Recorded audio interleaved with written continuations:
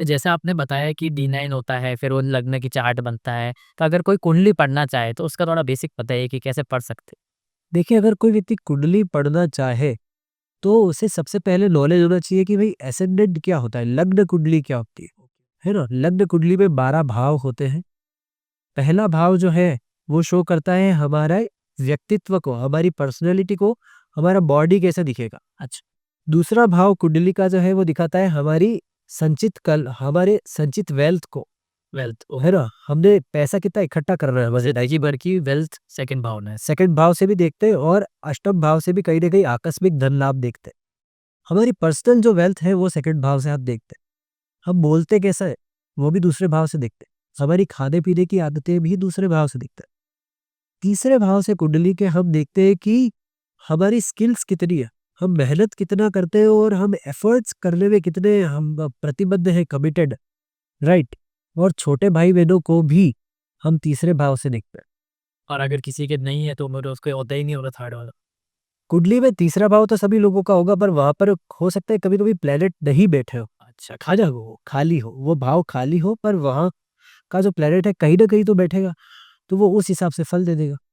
For an example, आपके तीसरे भाव में जो है मिथुन राशि लगती है, 3 नंबर की राशि लग रही है जेमिनी, उसका लॉर्ड जाके 6th हाउस में बैठ गया, कन्या राशि में। ये बुध की अपनी एक्सॉल्टेड पोज़ीशन है।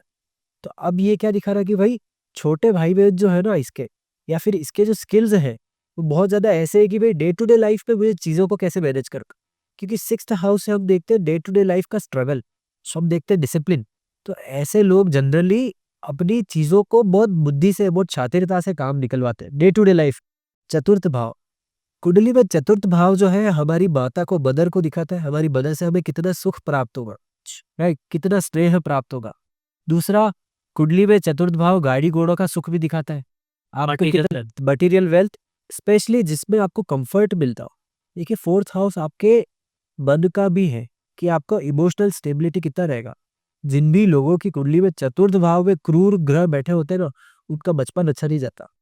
क्योंकि उनको बचपन में बहुत स्ट्रगल फ़ील करते हैं वो लोग, या मम्मी से उनको कड़क मदर मिलती है। मदर इंडिया जैसी कि नहीं तुम ये काम करो ही करो, है ना? तो 4th हाउस से हम गाड़ी-घोड़ों का सुख, हमारा मटेरियल वेल्थ से भी ज़्यादा हमारा अ, हम कितना उसको प्लेज़र को एन्जॉय कर पाएँगे। Correct, right? 4th हाउस से ये सब देखा जाता है। हम कम्फ़र्ट को देखते हैं 4th हाउस से। अब उससे एक भाव आगे हम आ जाएँ अगर, तो पंचम भाव से हम हमारी बुद्धि को देखते हैं। पंचम भाव से हम हमारी क्रिएटिविटी को देखते हैं। पंचम भाव हमारे पूर्व पुण्यों का भी है।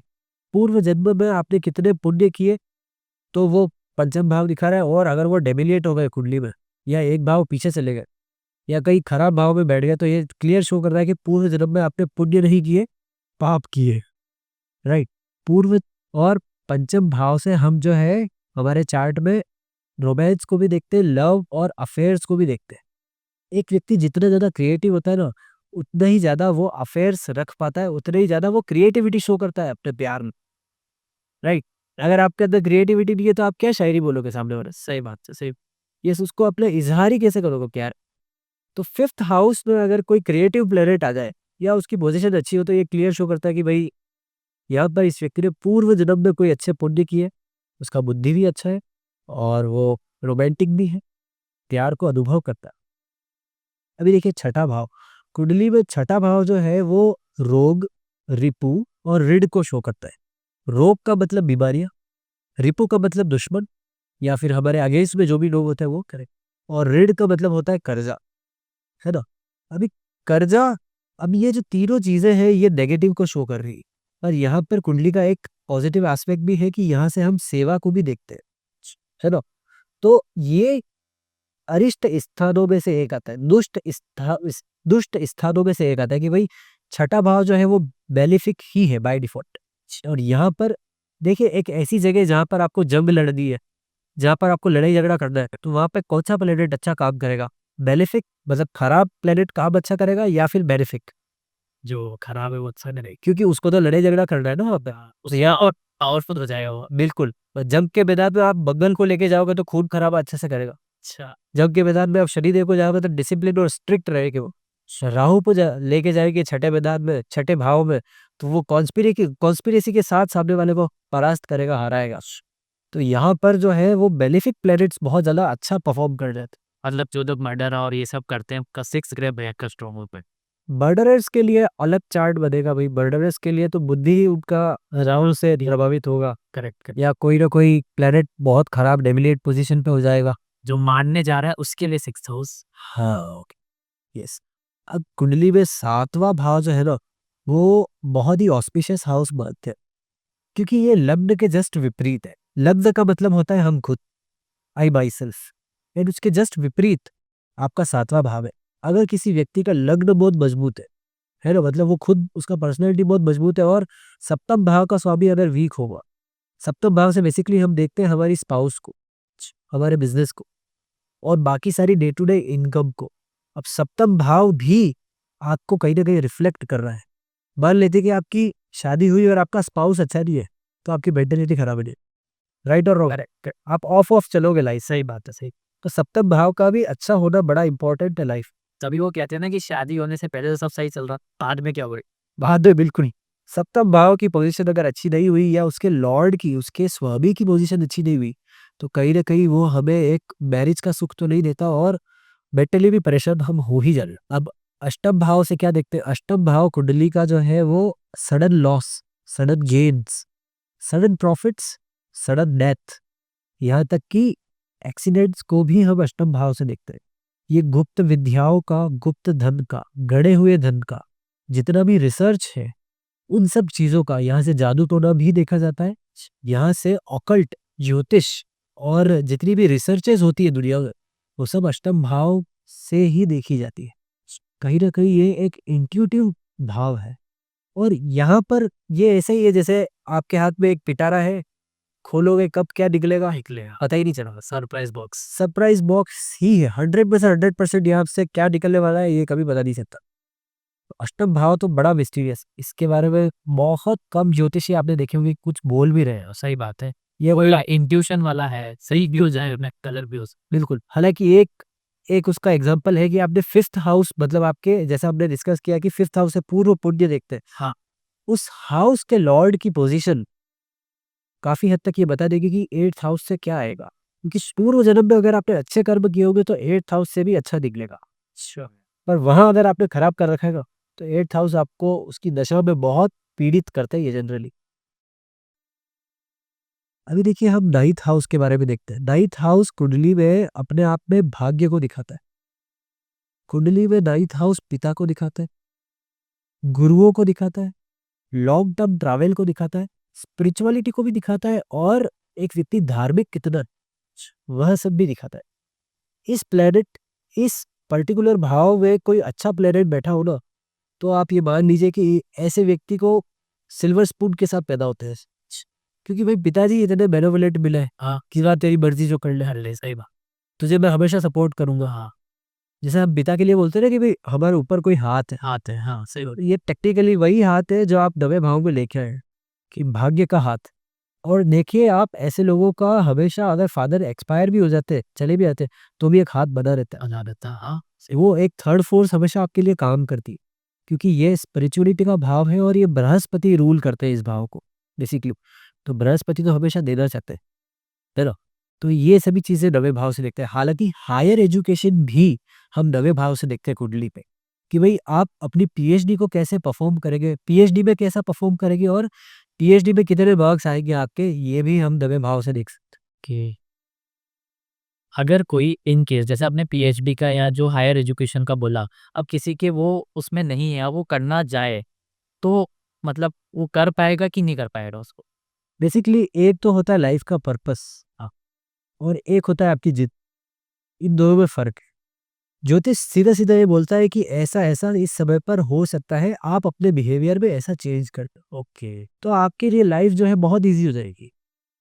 और नहीं तो आपको जो करना है वो करिए, फिर हम आपको थोड़ा उपाय दे देते हैं कि भाई आप ये करेंगे तो आपके लिए चीज़ें इतनी मुश्किल नहीं रहेगी, थोड़ी ईज आउट हो जाएगी। पर अगर लाइफ को बहुत आराम से अगर आपको जीना है कि भाई मैं तो स्विफ्टली बस बहुत आराम से सीधे सीधे अपने खाने को मिल जाए, सही। और लाइफ अलाइड हो जाए लेस प्रॉब्लम्स के साथ, हाँ, तो ज्योतिष को फॉलो करना चाहिए। 10th हाउस से कुंडली के हम जो है हमारी accumulated wealth by way of father देखते हैं, मतलब आपके पिता से आपको कितना धन मिलेगा ये देखते हैं। फैमिली वेल्थ जो है। फैमिली वेल्थ हम सेकेंड हाउस से देखेंगे, ओके। आपकी खुद की पर्सनल वेल्थ सेकेंड हाउस से देखेंगे, हाँ। बट पिताजी से कितना धन मिलेगा पर्टिकुलर सिर्फ हम पिताजी को हम लिमिटेड कर रहे हो, आपके फादर से कितना वेल्थ मिलेगा आपको वो 10th हाउस दिखाएगा। एक बहुत इंटरेस्टिंग बात मैं बताता हूँ, 10th हाउस से आपका स्टेटस भी देखते हैं। मुझे बताइए आपका स्टेटस किस चीज पे डिफाइन होता था? कि कितना लोग मुझे जानते हैं। कितना लोग आपको जानते हैं और आपकी फेस वैल्यू नहीं थी फेस, करेक्ट। और जब आपकी फेस वैल्यू नहीं थी तब आपकी क्या स्टेटस थी? वो किस चीज से डिफाइन हो रही थी? आपके फादर की वेल्थ से। फादर के पास कितना वेल्थ है, फादर का कितना नाम है, उसे डिफाइन हो रहा था अनंत जी के पास कितना स्टेटस है, राइट और रॉन्ग? राइट। तो सेकंड वो 9th हाउस से सेकंड हो रहा है, देखिए फर्स्ट हाउस से सेकंड आपका वेल्थ है और 9th हाउस से सेकंड के 10th हाउस वो फादर का वेल्थ का, और वो आपकी स्टेटस। वहां पर जितना भी अमाउंट एक्यूमुलेटेड है मतलब ये दिखाएगा कि भाई ये व्यक्ति जो है समाज में कितना प्रतिष्ठित है। हालांकि ये 10th हाउस सैटर्न रूल्ड होता है जनरली, तो मतलब इसे कमाया जा सकता है। ये ऐसा नहीं है कि ये फिक्स्ड है। फिक्स्ड है वो। कि आप जितना प्रोग्रेस करेंगे, जितना कमिटमेंट के साथ काम करेंगे वो बढ़ता जाएगा, स्टेटस तो बढ़ता ही जाएगा हमसे जीवन। ये इस तरीके से काम करेगी। 10th हाउस से हम ये भी देखते हैं हम प्रोफेशन क्या चूज करेंगे, हम करियर क्या चूज करेंगे हमारी लाइफ में। वहां बैठे ग्रह या वहां पर जिन भी ग्रहों की दृष्टि है वो ये तय करेगी कि ये किस थॉट प्रोसेस से व्यक्ति काम करता है। कोई व्यक्ति होता है ना कि बहुत परफेक्शन में घुसते हैं, हाँ, सही बात है। एक-एक माइन्यूट डिटेल्स नोट करता है। और वो परफेक्शन उनको तभी याद आता है जब उनके वर्क प्लेस पे आते हैं। क्यों? क्योंकि वहां पर कोई ऐसा प्लेनेट बैठा होगा बुध जैसा, कन्या राशि लग रही होगी, अच्छा, या फिर बुध भगवान की, बुध जी की सृष्टि आ रही होगी बुध महाराज की, तो वहां पर वो उसकी क्वालिटी वैसी हो जाएगी। अब देखते हैं हम 11वां भाव कुंडली का क्या शो करता है। देखिए 11वें भाव से हम प्रॉफिट्स देखते हैं, गेन्स देखते हैं। बहुत ज्यादा हमें हमारे सर्कल, फ्रेंड सर्कल कितना होगा ये भी देखा जाता है। 11वें भाव से किस तरीके के फ्रेंड सर्कल होंगे वो भी देखा जाएगा, है ना। और आपकी इच्छाओं को देखा जाता है। मेरे ओपिनियन में सबसे ज्यादा अगर कोई खतरनाक भाव कुंडली में होता है ना तो वो 11वां भाव होता है। उसमें छठा भाव होता है, ना 8वां ना 12वां। क्योंकि छठे भाव से रोग रिपू ऋण देखोगे आप, उसे कहीं ना कहीं लाइफ में वो लेकर जाएगा कि आपने पास्ट का जो डेट था वो पे ऑफ कर देगा। कर हाँ, करेक्ट। 8th हाउस आपकी ये दिखाता है कि पास्ट में जो भी बुरे कर्म थे, अच्छे कर्म थे, वो मिल गए। 12th हाउस से देखना है कि भाई आपके जेब से जाएगा कितना। पर 11वें भाव से पता है क्या देखते हैं? आपकी इच्छाओं की पूर्ति। और इच्छा पूरी करने के लिए व्यक्ति किसी भी हद तक जा सकता है, और वो नए कर्म बनाने के लिए माना जाता है। मतलब अगर 11वां भाव में एक मैलेफिक प्लेनेट आ गया तो एक दृष्टिकोण से बहुत अच्छा है, पर दूसरे दृष्टिकोण से वो नए कर्मों को बनाने के लिए प्रेरित करेगा। और अगर उस समय पे बुद्धि सही नहीं चली ना तो आप चोरी और डाका भी डाल सकते हैं। 11वां भाव बड़ा डेंजरस।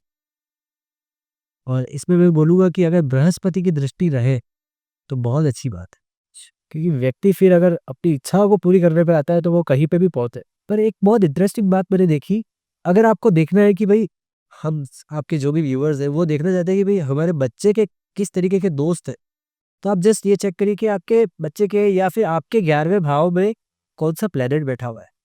अगर मान लेते हैं किसी के 11वें भाव में राहुल महाराज बैठे ना, तो चोर डाकू और ऐसे उस्ताद लोग आपको मिलेगा आपके फ्रेंड सर्कल में। बिल्कुल बहुत खतरनाक खतरनाक लोग मिलेंगे भाई, ऐसे ऐसे लोग जो आपने भी देखे लियो।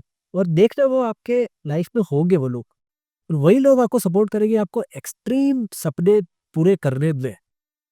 जैसे मेरे एक नोन है, उनके 11th हाउस में सूर्य एग्जॉल्टेड है, ठीक है।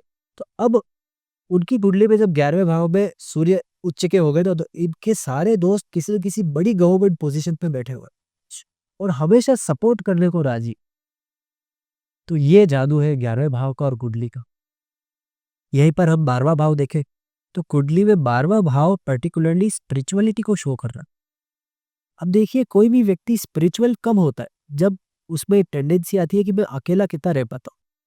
तो वहीं से निकला कि भाई स्पिरिचुअलिटी को शो कर रहा है और अकेलेपन को भी शो कर रहा है। 12वां भाव अकेलेपन का, जनरली लोग अकेला नहीं रहना चाहते। हाँ सही, पर जिनका 12वां भाव प्रोमिनेंट होता है ना, वो अकेले रहने में अपने पे मस्त रहता है कि मैं कहीं हिमालय में जाके साधना करूंगा, मैं कहीं आश्रम में जाके साधना करूँगा, या मैं यहाँ रहूँगा, वहाँ रहूँगा। बहुत दूर जंगल में कहीं जाके मैं अपनी एक छोटा-सा ट्री हाउस बना के आराम से रहूँगा। ये वही लोग जो 12वें भाव को पोषित करते हैं जनरली, पर 12वें भाव को दुष्ट स्थान भी मानते। मतलब 12वें भाव से ये देने का भाव है, आपको लाइफ में यहाँ पर देना ही पड़ेगा। देना पड़ेगा मतलब सुबह ही आपकी जेब से निकले, कहाँ पे निकलता है आपकी जेब से? हॉस्पिटल में जाना पड़े, आपकी जेब से निकलेगा। और हॉस्पिटल में देखो, व्यक्ति कितने भी आपके परिचित साथ में हो, अकेला ही फील होता है मरीज को। सही बात है। हाँ या ना? करेक्ट। दूसरा, जेल भी देखते हैं 12वें भाव से। अच्छा। आपको वहां पे अकेला रहना पड़ता। हाँ, राइट। तीसरा, हम विदेश भी देखते 12वें भाव से।